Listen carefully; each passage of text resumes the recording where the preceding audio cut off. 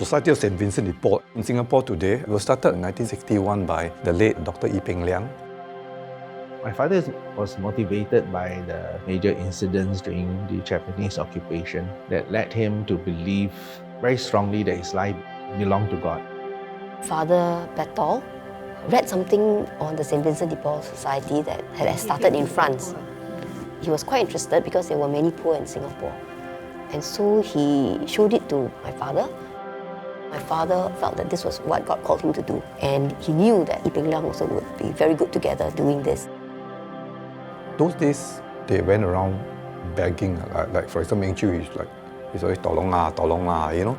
And that's like two parts of the work lah. Find money, give money. The way of reaching out to the poor, I think, changes as the world in which we live changes.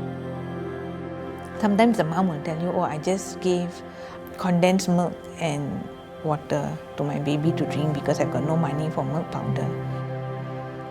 And you know that the baby cannot drink condensed milk with water. And what do you do next? In all our programs, like the milk and diaper program, we actually visit the family, check on their health, understand their needs. We begin to have that personal contact. And so the work of accompaniment is very important in the life of the Vincentian. Every month, when I go to take the financial aid, they will say, have you eat? Go and eat. Or if you want, can take some home. The very first time when St. Vincent de Paul visited our house, we did not even have. Yeah, even a chair. Yeah. So the first chair was from them. Yeah.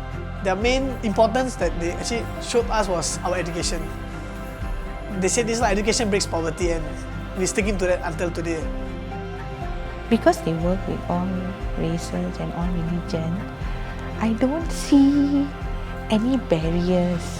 The love, the support and the care that they show is the same to everybody.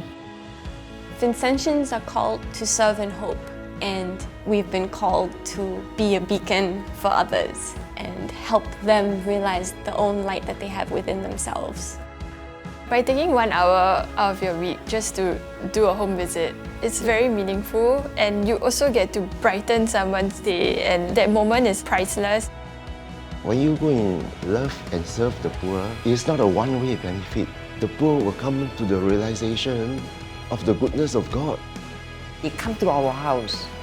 He asked me, you need anything? I think I tell him that, oh, we need washing machine.